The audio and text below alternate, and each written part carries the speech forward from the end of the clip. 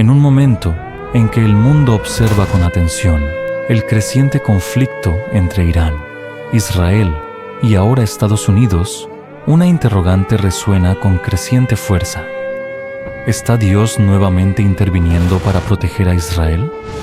Y no sería la primera vez. A lo largo de la historia bíblica, Persia, lo que hoy conocemos como Irán, intentó destruir a Israel en 4 ocasiones, y en cada una de ellas, Dios actuó. No solo defendió a su pueblo elegido de los ataques persas, sino que también dejó claro que en el futuro seguiría protegiendo a Israel. Pero esto nos lleva a una cuestión más profunda, una que muchos prefieren evitar. ¿Sigue siendo Israel el pueblo elegido por Dios? Acompáñenme hasta el final, porque hoy revelaremos algo que pocos se atreven a compartir. ¿Quién es realmente el pueblo de Israel y sigue siendo el elegido de Dios? A lo largo de los relatos bíblicos, vemos cómo Dios protegió a Israel de Persia en 4 momentos cruciales. Lo más sorprendente es que la primera de esas intervenciones ocurrió incluso antes de que el imperio persa existiera. Así es. Antes de que Israel fuera esclavizado, Dios ya había designado al rey persa que utilizaría para liberar a su pueblo. En otras ocasiones, intervino para frustrar planes dentro de Persia destinados a exterminar al pueblo judío, y también protegió al profeta Daniel cuando fue lanzado al foso de los leones en lo que hoy conocemos como Irán. Sin embargo, la 4ª intervención aún no ha sucedido. Está profetizada en los textos de los profetas y está reservada para el fin de los tiempos. En esta última profecía, el poder dominante de Irán y sus aliados marcharán para aniquilar a Israel. Será el intento final, pero también la última intervención divina, porque en ese día Dios promete defender a su pueblo con fuego, terremotos y su gloriosa presencia. Todo esto nos lleva al comienzo de este análisis, pues para comprender lo que está por venir, debemos empezar por examinar estos 4 momentos claves de la Biblia. Uno de ellos es la profecía de Isaías 45. Mucho antes de la destrucción de Jerusalén por parte de Babilonia, antes de que el templo fuera consumido por las llamas y el pueblo de Judá fuera llevado al exilio, Dios ya había señalado al hombre que cambiaría el curso de la historia. Y lo asombroso es que este hombre no era judío, ni un profeta, ni descendiente de David. Era un extranjero, un rey persa. 150 años antes de la caída de Jerusalén, el profeta Isaías escribió una profecía que en su tiempo pasó desapercibida para muchos. Así dice el Señor a su ungido, a Ciro: te he llamado por tu nombre, aunque no me conocías. Ciro, un hombre que no formaba parte de la nación de Israel ni de su pueblo escogido, un líder de Persia, la actual Irán, un imperio que en ese entonces no era una potencia dominante. Sin embargo, a los ojos de Dios, Ciro ya estaba señalado para una misión única: liberar a su pueblo del cautiverio. Y a este rey extranjero lo llama su ungido, un título reservado generalmente para los reyes de Israel. ¿Por qué elegiría Dios a un rey pagano de un imperio distante para cumplir su voluntad? A lo largo de los siglos, Dios ha demostrado que no se limita a los confines de los humanos. Puede utilizar a quien desee, incluso a aquellos que no lo conocen, para llevar a cabo sus planes eternos. La profecía era indiscutible. El elegido por Dios para liberar a su pueblo sería un rey persa, y así sucedió. En el año 597 a.C., Nabucodonosor, rey de Babilonia, sitió Jerusalén.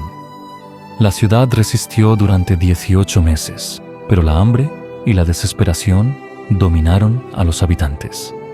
No había pan ni agua, y el templo se había convertido en un lugar de lamento y sufrimiento. Finalmente, Las murallas cedieron y las tropas babilónicas irrumpieron con furia. La ciudad fue devastada, el templo de Salomón destruido, sus tesoros sagrados saqueados y llevados a Babilonia como botín.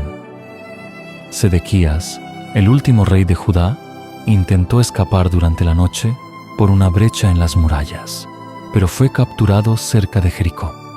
Su castigo fue brutal.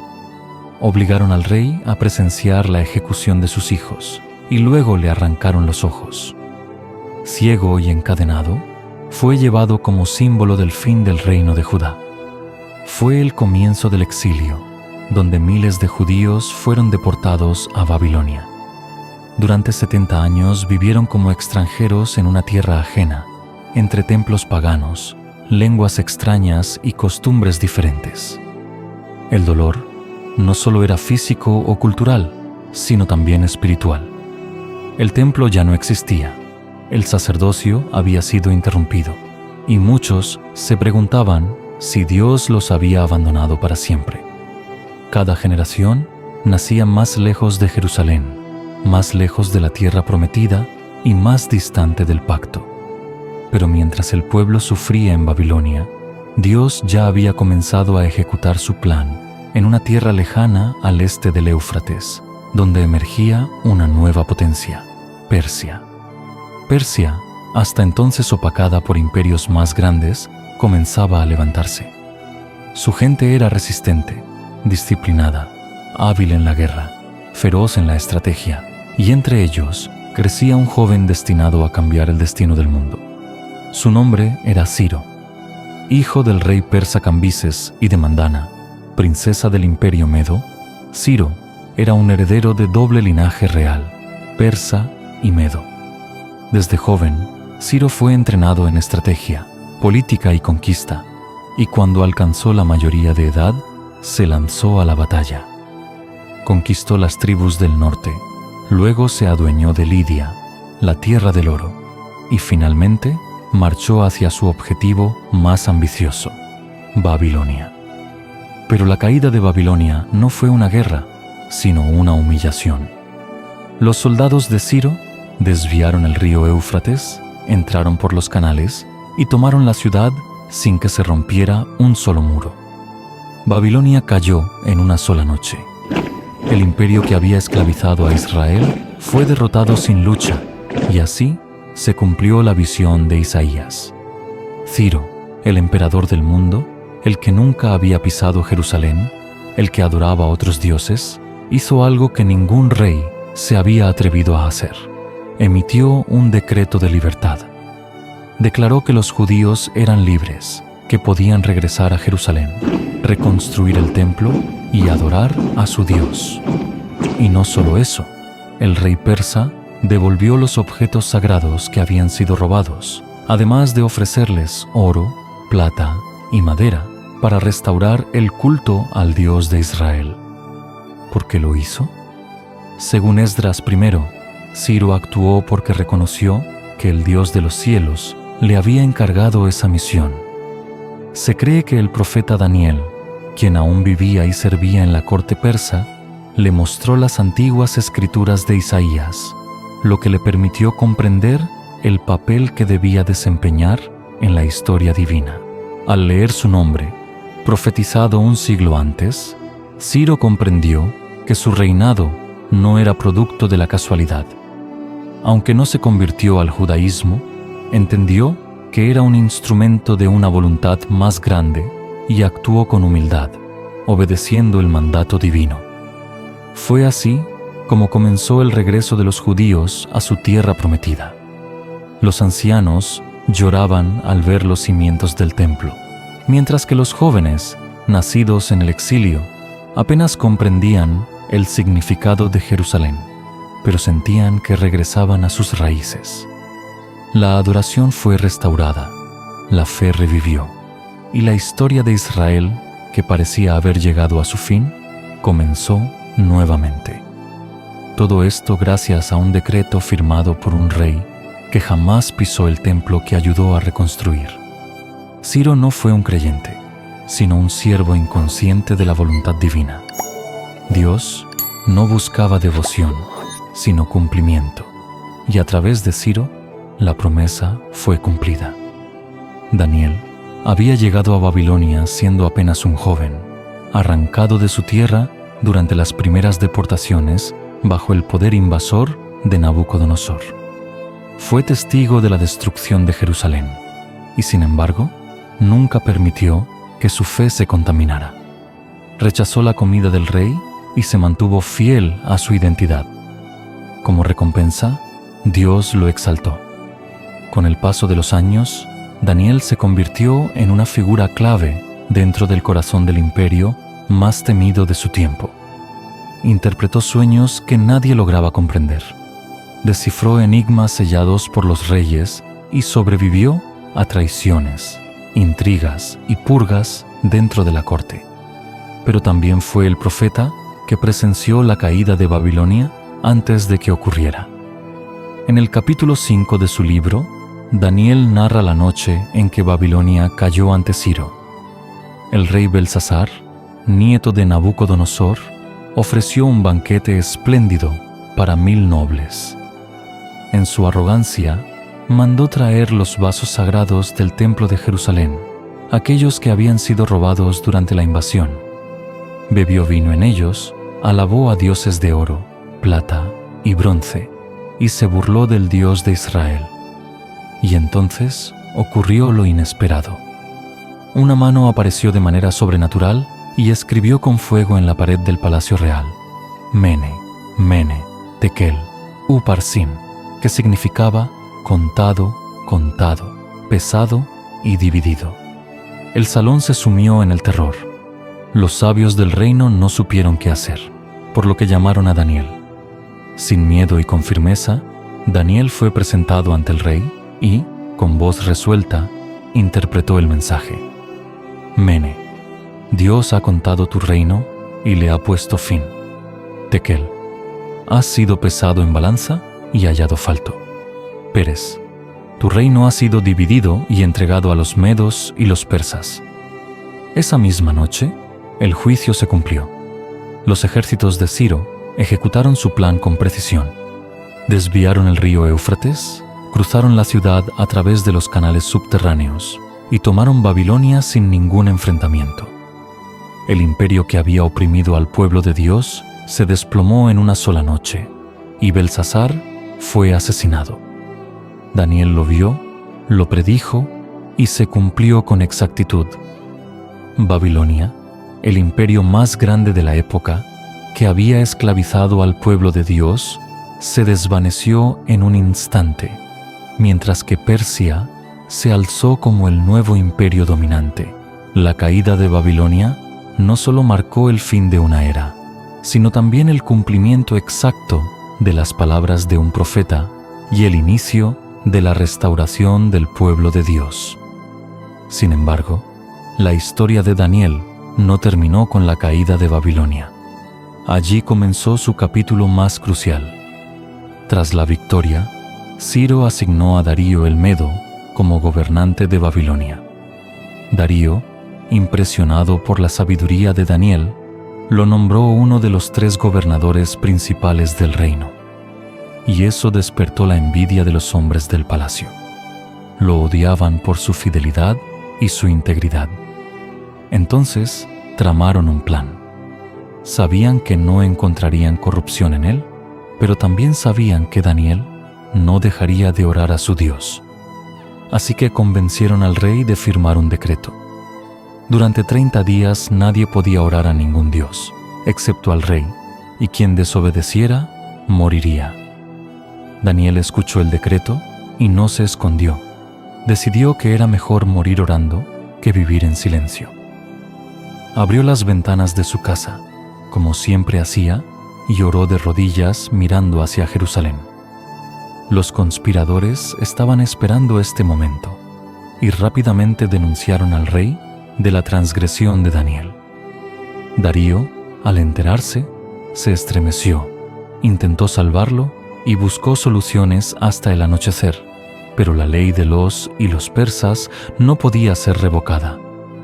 Con el corazón destrozado, Darío ordenó que Daniel fuera arrojado al foso de los leones. Pero antes de sellar la piedra, pronunció una frase que aún resuena siglos después. El Dios tuyo, a quien tú continuamente sirves, Él te libre. Y esa noche, mientras los leones rondaban en la oscuridad, Dios protegió a su profeta. Cuando los leones hambrientos empezaron a rodear a Daniel, un ángel descendió al foso. Las fauces se cerraron y el rugido se apagó. Al amanecer, Darío corrió al lugar. Se acercó con el alma en vilo y con voz quebrada gritó: «Daniel, ¿te ha podido salvar tu Dios?». Desde la oscuridad una voz viva respondió: «Oh Rey, vive para siempre. Mi Dios envió su ángel y cerró la boca de los leones». Darío cayó de rodillas, mandó quitar la piedra y Daniel salió sin un solo rasguño. Transforma. Formado por el milagro que había visto, el gobernador no solo restauró a Daniel, también dictó justicia. Los hombres que habían tramado su caída fueron arrojados al mismo foso junto con sus familias, y esta vez los leones se abalanzaron sobre ellos, y antes de que sus cuerpos tocaran el suelo, fueron devorados. Impresionado hasta lo más profundo, el rey Darío escribió un nuevo decreto que decía: «El Dios de Daniel es el Dios viviente. Su reino no será destruido y su dominio perdurará hasta el fin». Y así, un rey del imperio persa proclamó la gloria del Dios de Israel. Pero Persia no solo fue el imperio que liberó a los judíos del exilio, también fue el lugar donde su existencia misma pendió de un hilo 3. El libro de Esther, décadas después de la caída de Babilonia. Muchos judíos aún vivían dispersos por el vasto imperio persa. Aunque Ciro había autorizado el regreso a Jerusalén, no todos volvieron. Y miles de familias se establecieron en ciudades persas, adaptándose a nuevas costumbres y nuevas leyes, y eso los hizo vulnerables. Fue entonces cuando ocurrió uno de los momentos más oscuros y milagrosos de la historia judía, la historia de Esther. El escenario era Susa, la capital del imperio persa bajo el rey Asuero, conocido históricamente como Gergespino. En el tercer año de su reinado, decidió destituir a su reina Vasti y convocó un concurso para elegir una nueva esposa entre las jóvenes más bellas del imperio. Entre ellas estaba Esther, una joven judía huérfana criada en secreto por su primo Mardoqueo. Nadie sabía que era del pueblo de Israel. Esther era discreta, sabia y obediente, y aunque no tenía linaje real, Dios la había elegido.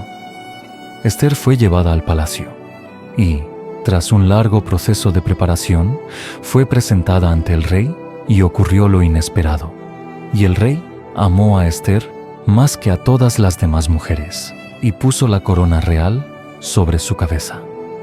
Una judía desconocida se convirtió en reina de Persia, la antigua Irán, pero mientras Esther vivía en el palacio, un hombre peligroso ascendía en el gobierno. Amán, descendiente de los amalecitas, enemigos ancestrales de Israel, al ver que Mardoqueo, el tío de Esther, no se arrodillaba ante él, se llenó de odio y no se conformó con castigar a uno, planeó exterminar a todo el pueblo judío del imperio. Amán manipuló al rey, obtuvo su anillo y emitió un decreto sellado con autoridad real. En una fecha específica, todos los judíos serían asesinados y sus bienes confiscados. No bastaba con castigar a Mardoqueo. Amán convenció al rey de emitir un edicto que autorizara el exterminio de todo el pueblo judío, hombres, mujeres, niños en cada provincia del imperio, desde la India hasta Etiopía. Era el primer intento sistemático de aniquilar al pueblo de Dios y fue firmado con el sello del trono persa. Era un plan de genocidio legalizado. Persia, el imperio que una vez los había protegido, estaba a punto de convertirse en su verdugo. Parecía el fin. Los judíos no podían escapar ni defenderse. No tenían ejército, solo les quedaba una esperanza y estaba en el corazón del palacio.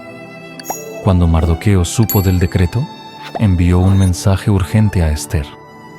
¿Y quién sabe si para esta hora has llegado al reino? Era una invitación al valor, a reconocer que Dios no la había puesto allí por casualidad.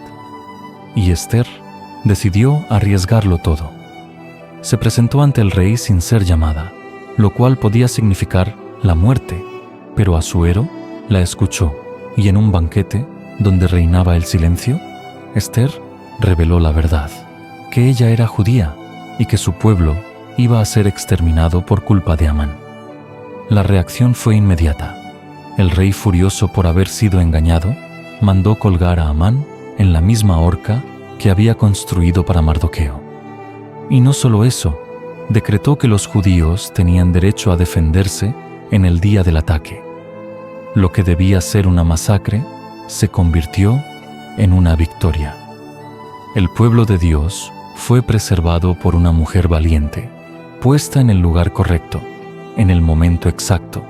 Y una vez más Dios usó a Persia, a Irán, no como enemigo, sino como escenario de su propósito, porque incluso cuando el peligro viene desde dentro, Dios ya ha posicionado a sus instrumentos. Y aunque su pueblo estuviera en tierra extranjera, en lo que hoy conocemos como Irán, Dios protegió al pueblo de Israel. Pero no todo lo que une a Irán con la historia bíblica está en el pasado.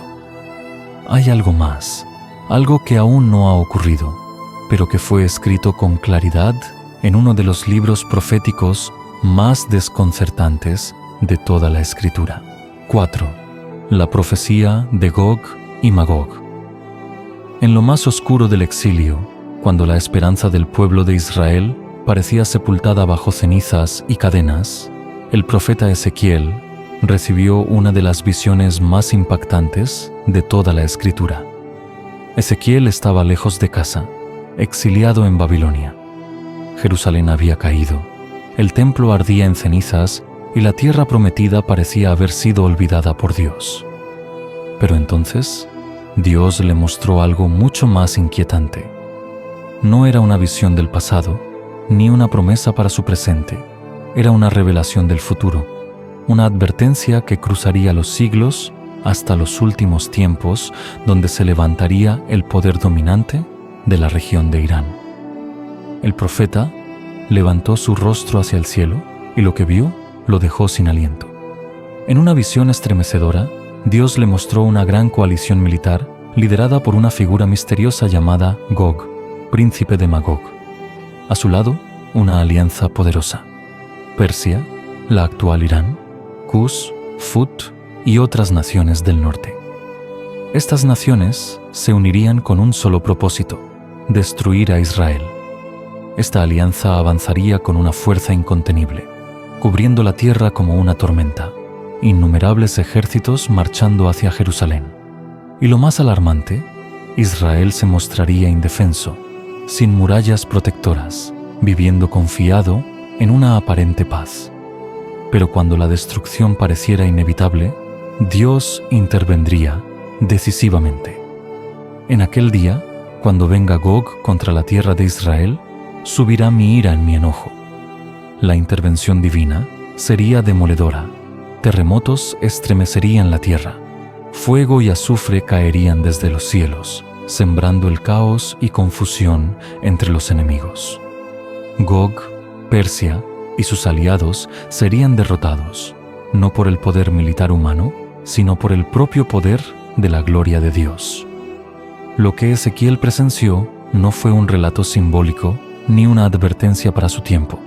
Fue una visión real, concreta, de algo que aún está por suceder.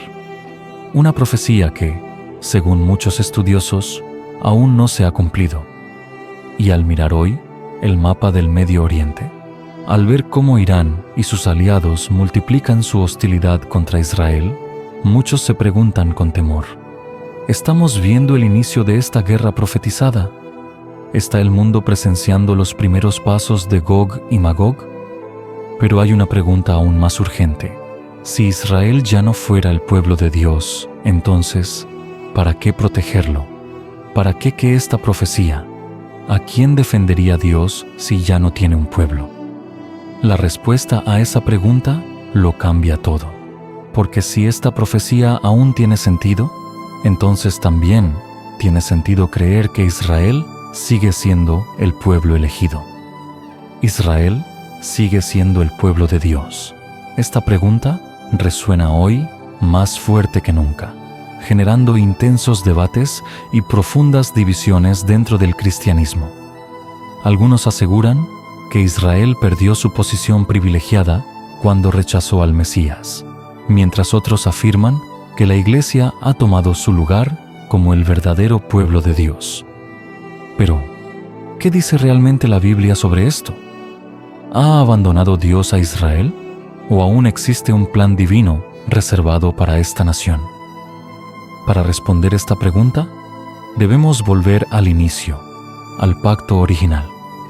Dios eligió a Israel a través de una alianza eterna sellada con Abraham. En Génesis 12, Dios declaró claramente: «Vete de tu tierra, y haré de ti una nación grande, y te bendeciré, y serán benditas en ti todas las familias de la tierra». Más adelante, Dios confirmó este pacto como perpetuo, no solo con Abraham, sino con toda su descendencia. Este pacto era más que una promesa. Era una alianza sagrada, eterna y vinculante, que definía a Israel como un pueblo especial con una misión única en la historia. Pero llegó un momento crucial. Jesús, el Mesías metido, vino precisamente a Israel cumpliendo profecías y esperanzas antiguas. Tristemente, como registra con dolor el apóstol Juan, a lo suyo vino, y los suyos no le recibieron. El rechazo de Israel a Jesús trajo una interrupción, un quiebre doloroso, pero temporal. Romanos clarifica esta situación. ¿Han tropezado los de Israel para caer definitivamente? De ninguna manera. Por su transgresión, vino la salvación a los gentiles para provocarles a celos. El pacto eterno no se rompió, solo fue pausado, quedó suspendido temporalmente, pero no anulado. Aunque Israel temporalmente no reconoció a Jesús, Dios jamás revocó su pacto ni canceló sus promesas eternas. Ser el pueblo elegido implica una responsabilidad inmensa, ser luz y revelación de Dios al mundo entero. Y esta elección no está basada en el mérito, sino en la soberanía de Dios. Pero entonces, ¿quién es el pueblo de Dios hoy? La Biblia distingue entre dos dimensiones: el Israel físico, la descendencia biológica de Abraham, y el Israel espiritual, aquellos que han creído en Cristo, sean judíos o gentiles. Gálatas lo resume así: si sois de Cristo, entonces sois descendencia de Abraham y herederos según la promesa. Cristo no eliminó la identidad judía, la elevó, la abrió, la injertó.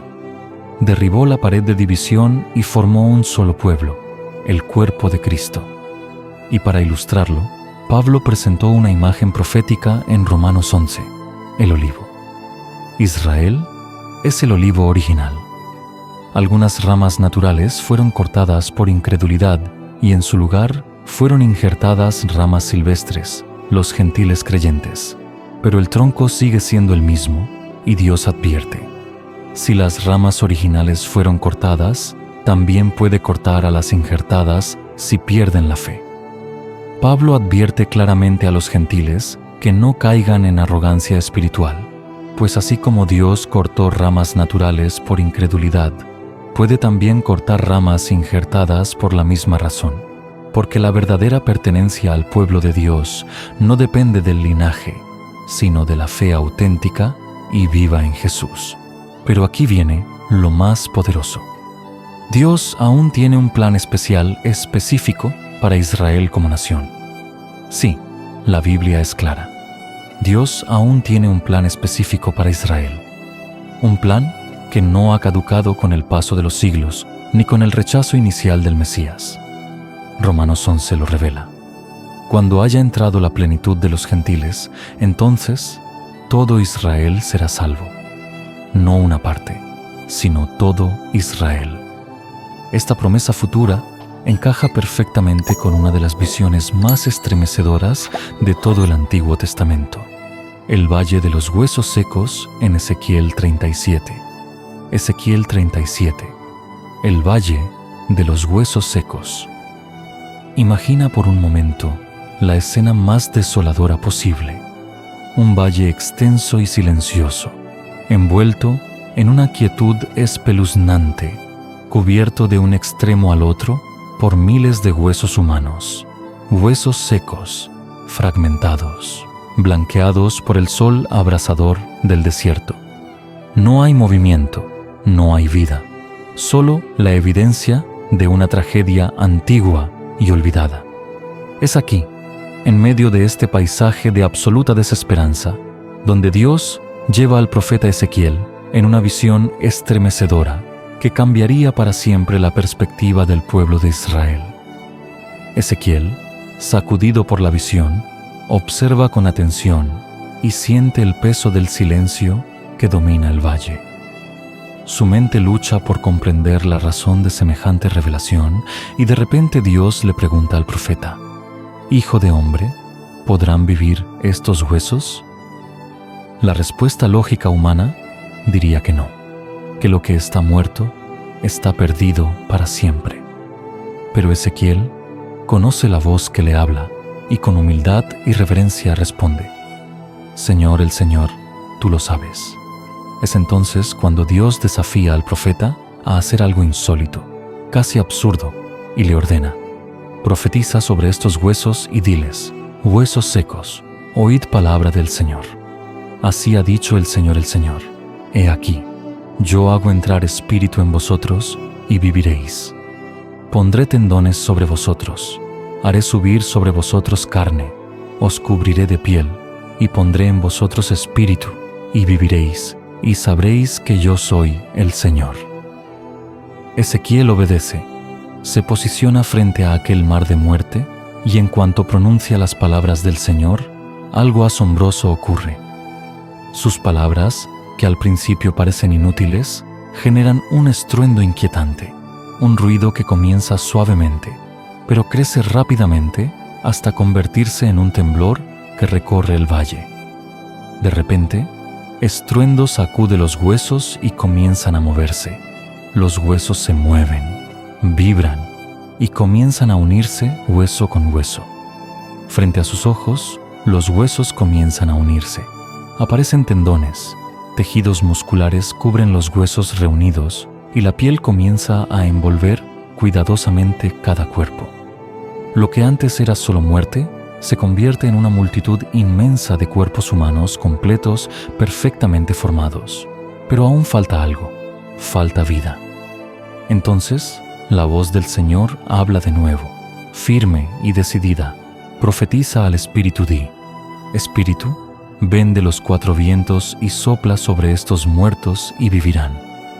Obediente una vez más, Ezequiel levanta la voz proclamando las palabras exactas y desde los cuatro rincones del cielo, un viento poderoso irrumpe en el valle. Es el aliento de Dios, el Espíritu vivificador entrando con poder en los cuerpos antes inertes. Los cuerpos se estremecen y uno a uno se levantan con vigor, formando una multitud inmensa, ahora llena de vida, convertida en un ejército poderoso y renovado. Y es aquí donde la visión se vuelve clara, porque Dios mismo explica su significado al profeta. «Hijo de hombre, estos huesos son toda la casa de Israel. Ellos dicen: nuestros huesos se secaron, pereció nuestra esperanza y somos del todo destruidos. Por tanto, profetiza y diles: así ha dicho el Señor, he aquí, yo abriré vuestros sepulcros, pueblo mío. Os haré subir de vuestras sepulturas y os traeré a la tierra de Israel, y sabréis que yo soy el Señor, cuando abra vuestros sepulcros y os saque de ellos, pueblo mío. Pondré mi espíritu en vosotros y viviréis, y os haré reposar sobre vuestra tierra. Y sabréis que yo, el Señor, hablé y lo hice, dice el Señor. Este valle no era simplemente una visión, era un mensaje profético claro para el pueblo de Israel que había sufrido exilio, dispersión y desesperanza durante generaciones. Durante siglos, los israelitas fueron como esos huesos secos, dispersos en todas las naciones, sin patria, sin esperanza aparente, olvidados en tumbas espirituales actuales y físicas a lo largo del mundo.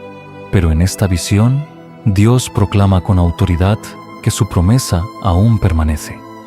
Israel volverá a su tierra, recuperará su identidad y experimentará una restauración total, no solo física y política, sino también espiritual. El cumplimiento parcial de esta poderosa visión ya comenzó el 14 de mayo de 1948, cuando contra todo pronóstico, Israel resurgió como nación soberana después de casi 2000 años de dispersión. Como los huesos reuniéndose milagrosamente, los judíos comenzaron a regresar desde todos los rincones del planeta, cumpliendo la profecía paso a paso. La nación fue restaurada físicamente, pero todavía espera la restauración espiritual plena, cuando finalmente reconozcan a Jesús, el Mesías que una vez rechazaron. La visión del Valle de los Huesos Secos no es solo una promesa pasada, sino una revelación para nuestros días. Esta restauración también fue anticipada por Jesús a través de una de sus parábolas más conmovedoras, la del Hijo Pródigo. Aunque se alejó, malgastó su herencia y cayó en ruina. El padre jamás dejó de amarlo. Cuando finalmente regresó, arrepentido, el Padre lo recibió con brazos abiertos. Así es Israel para Dios. Aunque se haya alejado, su retorno será celebrado con gozo celestial. Y hay aún más, porque la Biblia predice otro momento profundamente conmovedor cuando Israel finalmente reconozca a Jesús como el Mesías que una vez rechazaron.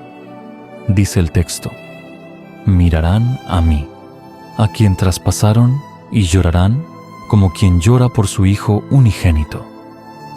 Esta profecía describe claramente una futura conversión espiritual masiva en Israel. Durante los primeros siglos del cristianismo, Jerusalén fue el corazón espiritual desde el cual el Evangelio se extendió hacia todas las naciones.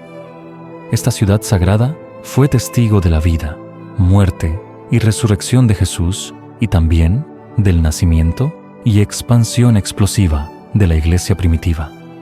Antioquía, Alejandría y Damasco se sumaron pronto como poderosos centros de fe cristiana, creando un vibrante mosaico espiritual en el Medio Oriente. Sin embargo, con la expansión del Islam a partir del siglo VII, la situación comenzó a cambiar drásticamente. Las conquistas musulmanas no siempre significaron conversiones forzadas inmediatas, pero sí instauraron cambios que gradualmente transformaron la región. Jerusalén y otras ciudades que una vez fueron faros del cristianismo se vieron inmersas en una lenta pero continua islamización. Y bajo el dominio musulmán, los cristianos adquirieron el estatus de minorías protegidas, aunque limitadas en libertades y privilegios. Generaciones enteras vivieron bajo estas condiciones, viendo cómo lentamente su fe y su influencia se diluían en un mar islámico. Este proceso no ocurrió en un instante. Fue un lento goteo de conversiones individuales, presiones sociales y económicas, matrimonios mixtos y cambios culturales. La lengua árabe se impuso sobre las lenguas cristianas antiguas. El llamado a la oración islámica reemplazó el sonido de las campanas y los antiguos templos cristianos, en muchos casos, se convirtieron en mezquitas. Y así, Jerusalén, Antioquía y Alejandría pasaron de ser centros vibrantes del cristianismo a comunidades musulmanas. Hoy en día, Israel aún ocupa un lugar central en el cumplimiento profético de la Biblia desde que fue restaurado como nación, pero aún queda pendiente el aspecto más crucial de esta restauración, el reconocimiento espiritual. Israel como nación aún no ha reconocido plenamente a Jesús como el Mesías que tanto esperaron. Han pasado siglos desde su venida y aún hoy la mayoría del pueblo judío vive con los ojos velados ante aquel que fue anunciado por los profetas, pero la Escritura ya lo había anticipado. Zacarías reveló un momento futuro impactante y redentor. Derramaré sobre la casa de David y sobre los habitantes de Jerusalén espíritu de gracia y de oración, y mirarán a mí, a quien traspasaron, y llorarán, como quien llora por hijo unigénito. Será un despertar espiritual sin precedentes, un momento donde el velo será arrancado y los ojos de Israel se abrirán para ver a Jesús, no como enemigo, sino como redentor. Según esta profecía, llegará un día en que Dios derramará un espíritu de gracia sobre los habitantes de Jerusalén, provocando un profundo arrepentimiento y reconocimiento de Jesús como aquel que traspasaron. ¿Será un despertar espiritual? Sin precedentes. Un momento donde el velo será arrancado y los ojos de Israel se abrirán para ver a Jesús como Redentor. Los conflictos actuales en Medio Oriente parecen resonar con fuerza en las páginas de la profecía. Las tensiones entre Israel e Irán, las amenazas de destrucción, los alineamientos políticos y las guerras en aumento no son simples sucesos geopolíticos. Muchos observadores bíblicos creen que estos eventos podrían estar preparando el escenario para el cumplimiento final de las profecías de los últimos tiempos. Cada conflicto, cada coalición, cada decreto parece encajar en un patrón profético que no deja de acelerarse, y muchos se preguntan si estos sucesos actuales podrían ser el preludio del cumplimiento final de las antiguas profecías bíblicas. Entonces, a la pregunta de si Israel sigue siendo el pueblo elegido de Dios, la respuesta clara y contundente es sí. La promesa hecha a Abraham no ha sido revocada. Dios no ha abandonado a su pueblo ni ha roto el pacto eterno que hizo con ellos. La historia no ha terminado. Está en pausa, esperando un capítulo final que ya ha sido escrito. Pero ni siquiera Israel, como pueblo escogido, tiene acceso a Dios por otro camino que no sea Jesucristo. Aunque sigue siendo el pueblo elegido por Dios, no tienen exclusividad en la salvación. Únicamente la alcanzarán aquellos que crean con fe en Cristo. La cruz de Cristo es el único camino para judíos y gentiles. No hay excepciones ni caminos alternativos, ni siquiera para el pueblo de Israel. La salvación no se hereda, se cree, y la Biblia es clara y firme en esto. No hay otro nombre bajo el cielo dado a los hombres en que podamos ser salvos. Ahí, donde se encuentra el misterio glorioso del plan divino.